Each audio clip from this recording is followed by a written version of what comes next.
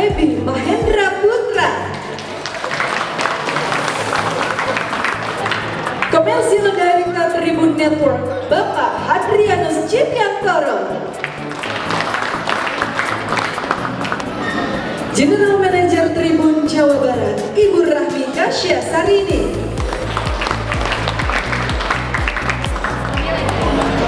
Pemimpin Redaksi Tribun Jawa Barat, Bapak Adi Sasono. Dan juga segenap jajaran pimpinan Tribun Jabar. Dan tidak lupa kami juga ucapkan selamat datang kepada seluruh tamu undangan juga rekan-rekan mahasiswa yang telah hadir di acara pada siang hari ini. Hadirin yang terhormat, marilah bersama-sama kita menyanyikan lagu Indonesia Raya.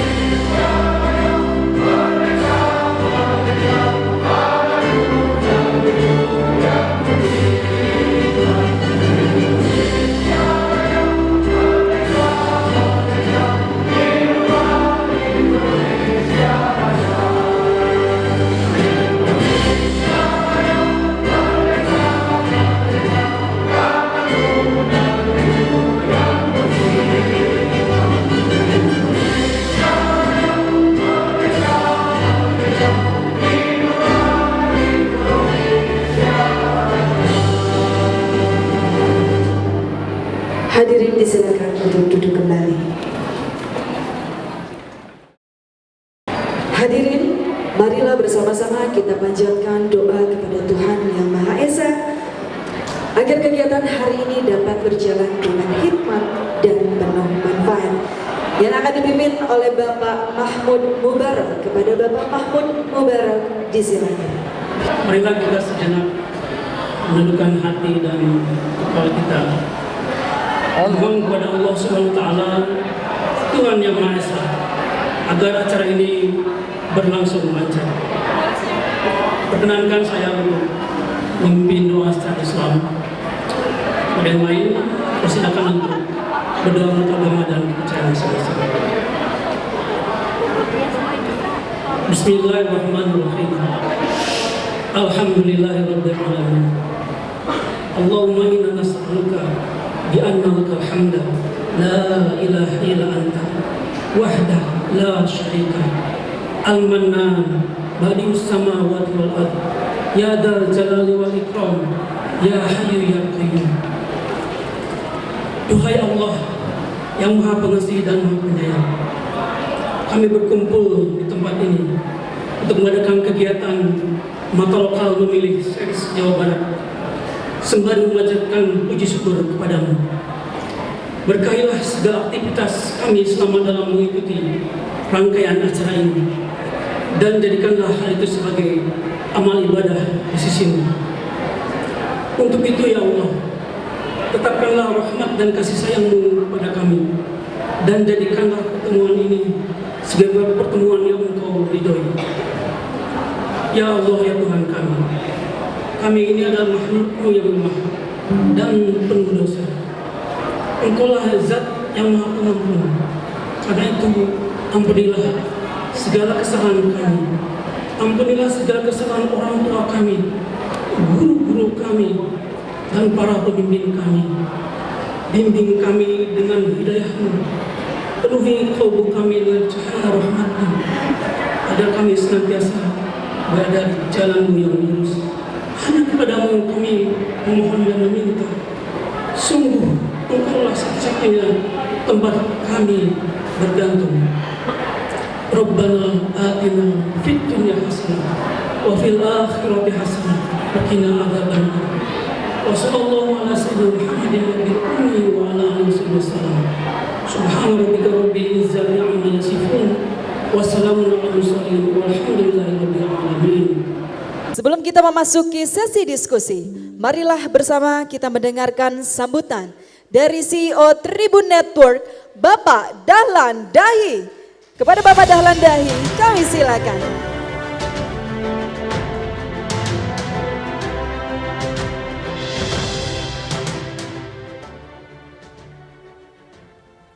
Yang pertama, Jawa Barat pemilihnya 35,7 juta. Ini yang terbesar di Indonesia dan ini lebih besar dari penduduk Malaysia. Malaysia sekarang ini sekitar 34 juta. Tentu lebih besar lagi dari penduduk satu benua Australia, 27 juta. Jadi ketika kita mendiskusikan Jawa Barat dalam konteks politik, maka kita mendiskusikan salah satu provinsi dengan penyumbang suara terbesar. Tapi ini mohon maaf ya, dari 6 pasang calon tidak ada dari Jawa Barat. Apakah ini perlu tepuk tangan? Boleh juga itu menyemarakan diskusi ya. Oke, boleh tepuk tangan. Yang kedua, 2019 pemilu 2019 ini adalah satu-satunya provinsi yang dimenangkan Pak Prabowo di Jawa. Dengan perolehan suara 16 juta versus 10 juta. Jadi ini selisihnya cukup besar dan sangat strategis bagi kemenangan Pak Prabowo 2019. Pak Prabowo meraih 59% dan Pak Jokowi sekitar 40%. Kalau kita lihat survei Litbang Kompas terakhir, maka kita melihat bahwa 60 hari sebelum coblosan terjadi pergeseran politik Jawa Barat. Pak Prabowo 38,1%. Jadi dari 59% menjadi 38,1%. Pak Anies yang tidak ada di 2019 itu 27,3%. Dan Pak Ganjar 8,2%.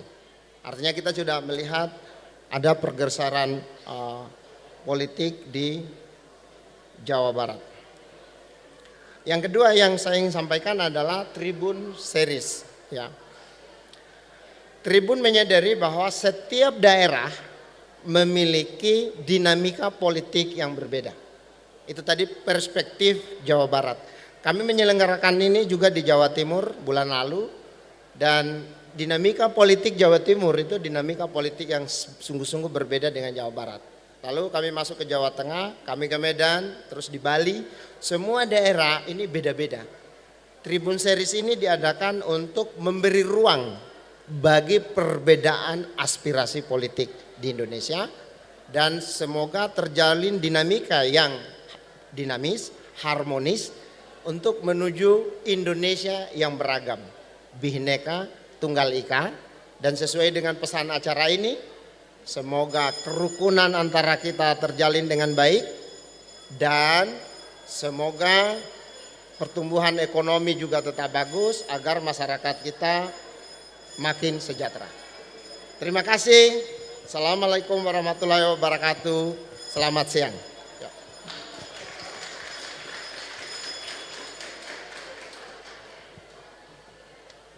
Kita saksikan penampilan dari paduan suara mahasiswa Universitas Muhammadiyah.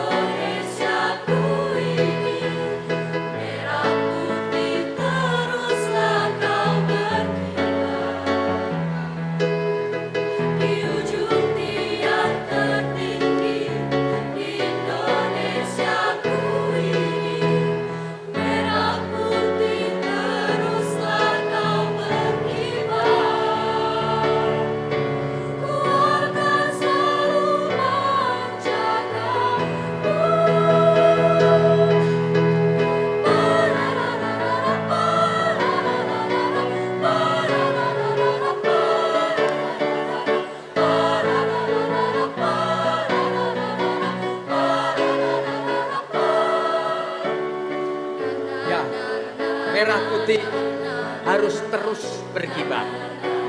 Dulur, silahkan beri dukungan, asal jangan barbar. Dukung partai dan capres kesukaanmu secara wajar. Lur, ini negeri penganut demokrasi. Tak musim lagi ancam-mengancam, apalagi intimidasi. Lur, ingat, kalah atau menang bukan akhir dunia. Semua harus kembali normal pada saatnya. Lur, ingat kita semua bersaudara. Tak perlu bikin drama-drama.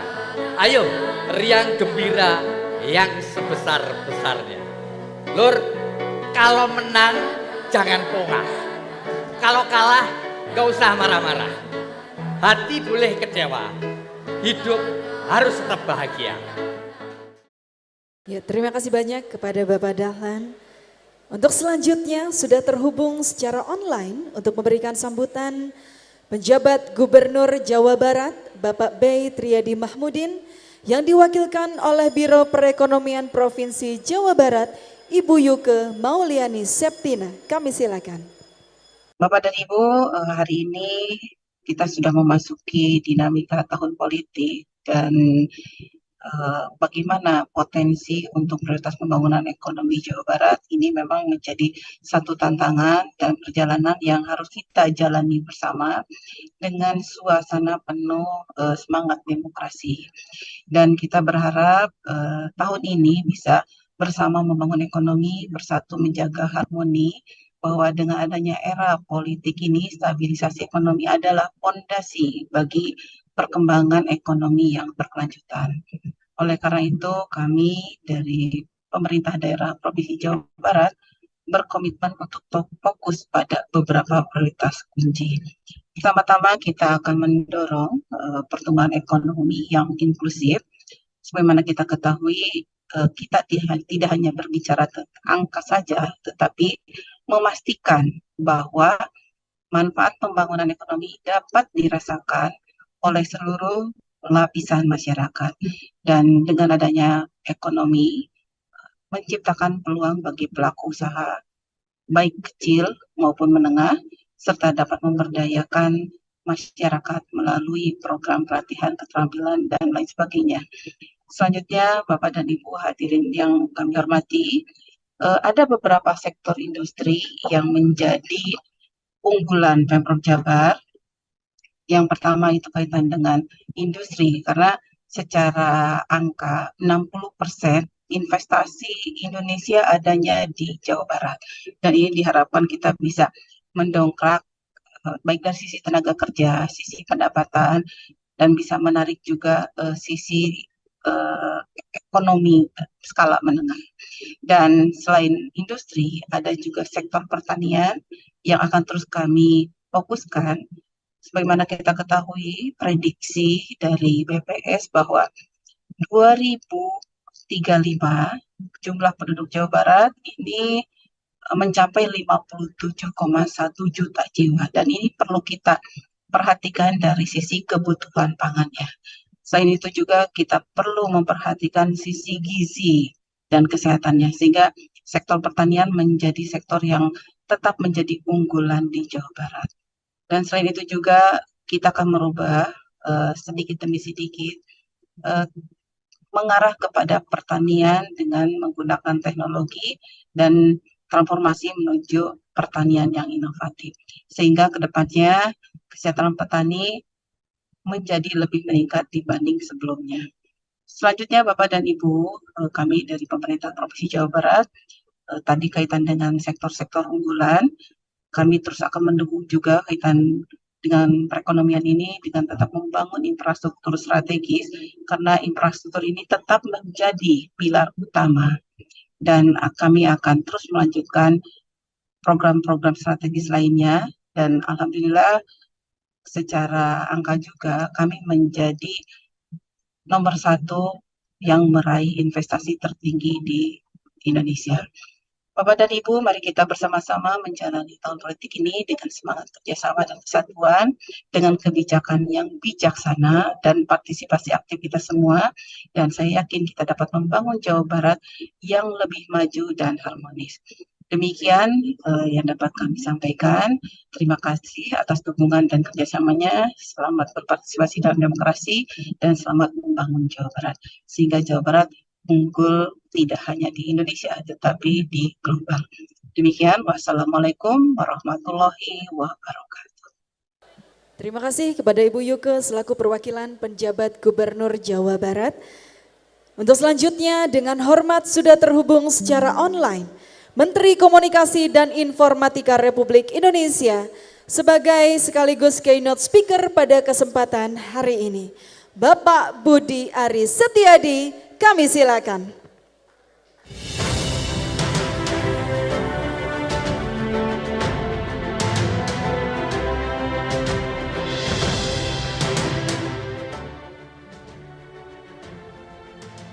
Assalamualaikum warahmatullahi wabarakatuh.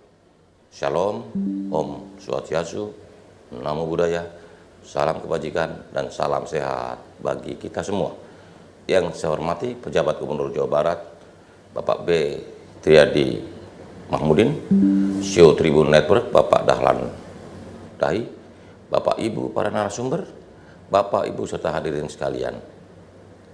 Mengingat bahwa saat ini masa kampanye pemilu 2024 sedang berjalan, maka upaya untuk menghadirkan pemilu yang aman dan kondusif perlu untuk terus ditingkatkan. Kementerian Kominfo turut serta dalam sukseskan pemilu 2024 melalui dukungan komunikasi publik demi mewujudkan pemilu yang aman dan berkualitas. Dengan demikian diharapkan dapat menciptakan stabilitas ekonomi dan politik pada tahun-tahun mendatang. Kementerian Kominfo telah menyiapkan narasi kampanye pemilu damai 2024 yang berfokus pada ajakan untuk menjadi pemilih cerdas dengan menjaga ruang digital agar tetap sehat dan kondusif. Pesan ini mengajak masyarakat agar memilih dengan cara yang bijak, sembari menjaga perdamaian di ruang digital. Pesan ini juga disusun untuk menjawab berbagai isu terkait pemilu seperti peningkatan partisipasi, antisipasi isu SARA dan perpecahan, serta antisipasi hoax untuk menjaga ruang digital tetap kondusif. Bapak, Ibu, serta hadirin sekalian, berkaitan dengan stabilitas ekonomi di tengah ketidakpastian global, ekonomi Indonesia diproyeksikan masih akan terus tumbuh stabil. Pertumbuhan ekonomi Indonesia tahun 2024 diprediksi berada di kisaran 4,5% sampai dengan 5,3%. Permintaan domestik menjadi salah satu penyokong pertumbuhan ekonomi, khususnya dengan diselenggarakan pemilu 2024. Oleh karenanya, penyelenggaraan pemilu 2024 harus berjalan dengan lancar dan damai, demi tetap terjaganya stabilitas politik dan ekonomi. Saya menekankan pentingnya menciptakan ruang digital yang kondusif sebagai ruang terbuka bagi pertukaran informasi pemilu yang bersifat konstruktif. Pastikan kita menggunakan ruang digital dengan bijak dan penuh tanggung jawab guna mencegah berkembangnya disinformasi, ujaran kebencian, atau bahkan fitnah yang dapat memecah belah bangsa. Bapak, Ibu, hadirin sekalian, saya teringat dari kutipan sang proklamator bangsa Muhammad Hatta, demokrasi hanya berjalan kalau disertai rasa tanggung jawab. Tidak ada demokrasi tanpa tanggung jawab. Mari kita sambut gelaran pemilu 2024 dengan bijak dan bertanggung jawab. Penuhi ruang digital dengan konten positif dan membangun demi menghadirkan pemilu yang aman, damai, dan berkualitas. Terima kasih. Wassalamualaikum warahmatullahi wabarakatuh. Om Santi Santi Santi Om Namo Buddhaya. Kami bertekad menjalankan seluruh rangkaian pemilu 2024 secara damai, bermartabat, jujur, dan adil. Tepuk tangan buat kita semua. Tepuk tangan, ya.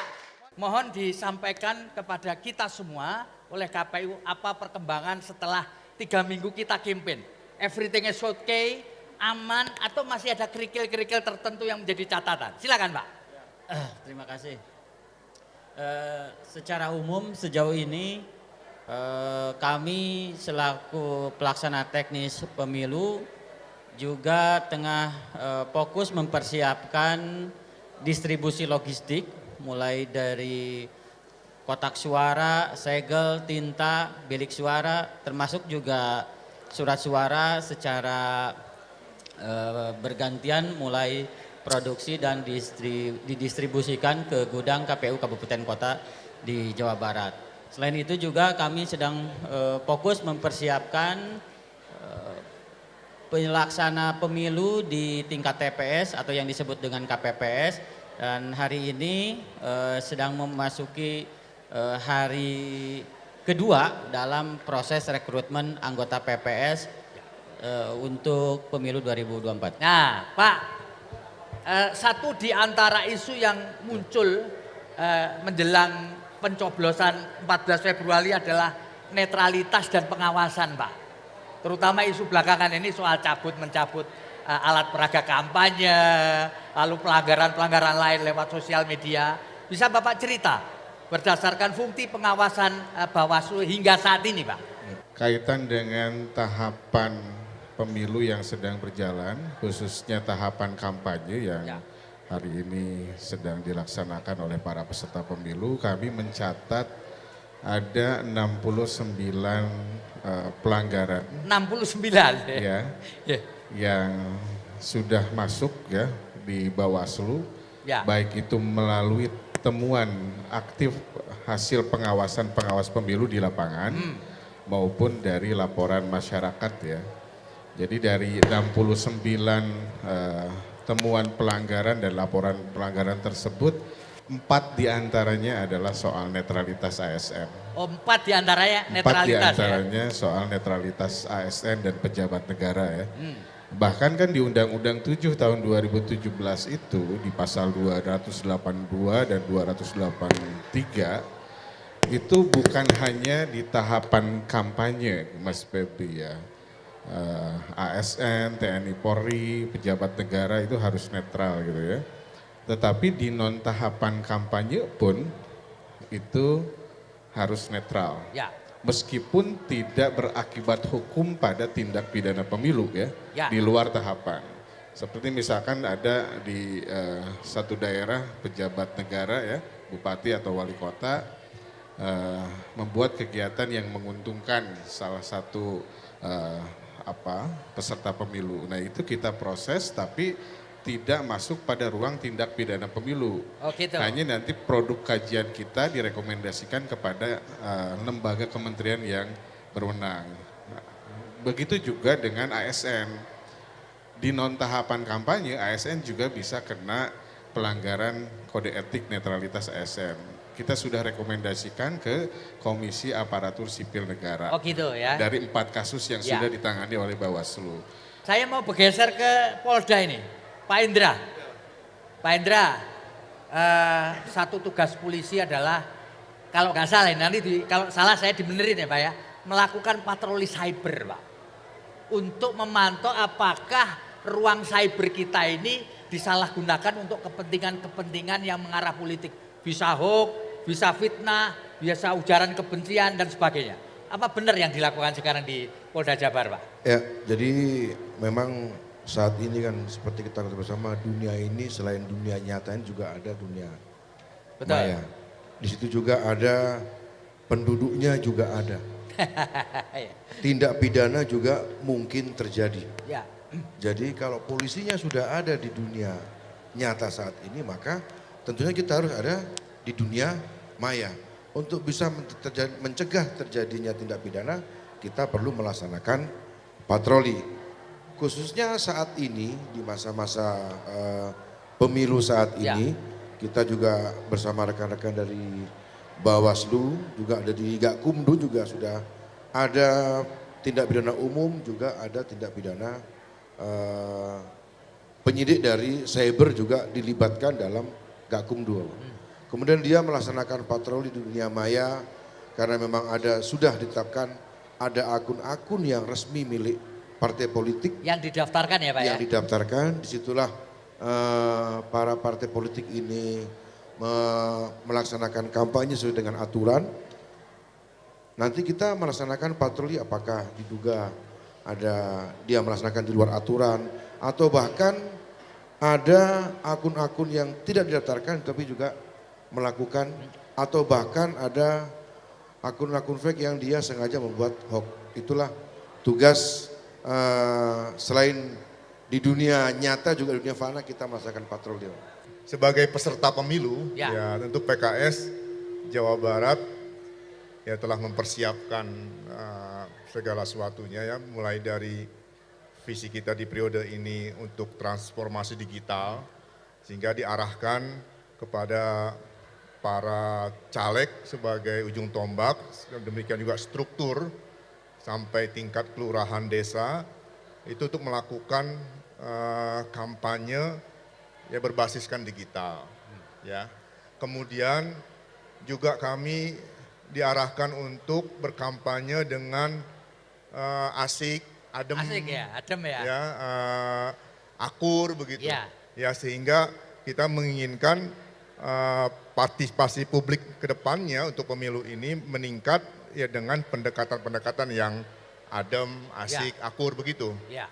Saya mengikuti betul dan mengupas dengan beberapa para ahli-ahli komunikasi, ahli-ahli media, dan juga ahli-ahli pengamat politik, menunjukkan bahwa memang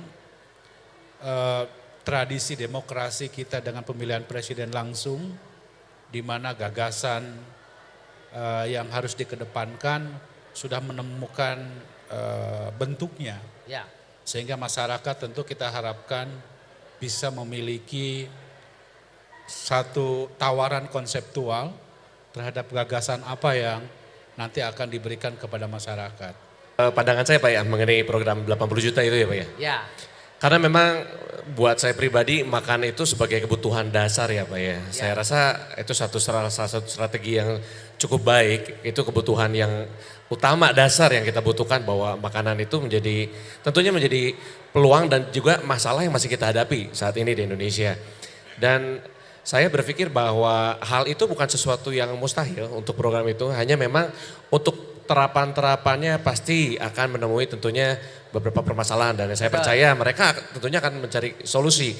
Dan untuk saya sendiri di bidang kuliner Pak, memang selain makanan itu sekarang menjadi kebutuhan utama, ternyata sudah menjadi kebutuhan yang kedua juga Pak.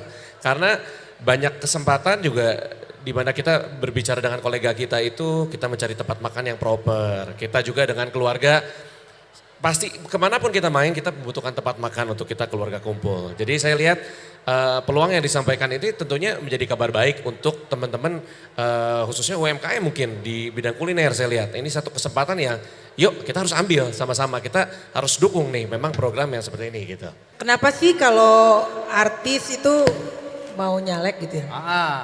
Sebenarnya kalau saya melihatnya artis itu kan kalau konotasinya kalau di Indonesia masih sebagai hiburan. Jadi emang saya ini selalu dianggap sebagai hiburan gitu. Jadinya kayak nggak layak itu untuk masuk ke dunia politik. Padahal sebetulnya di legislatif juga namanya legislatif itu kan mewakili suara-suara rakyat. Saya juga rakyat, saya seniman, korpsnya seniman, tapi saya juga rakyat gitu, yang suaranya juga harus ada yang mewakili. FVP Mahendra Putra pamit undur diri. Kita kembalikan ke MC kita. Sama kekasih makan surabi. Ica mau mengucapkan terima kasih untuk Bapak Febi. Luar biasa, kita berikan tepuk tangan dulu dong untuk Pak Febi. Mohon izin kepada seluruh narasumber, izin untuk bersama kami di atas panggung.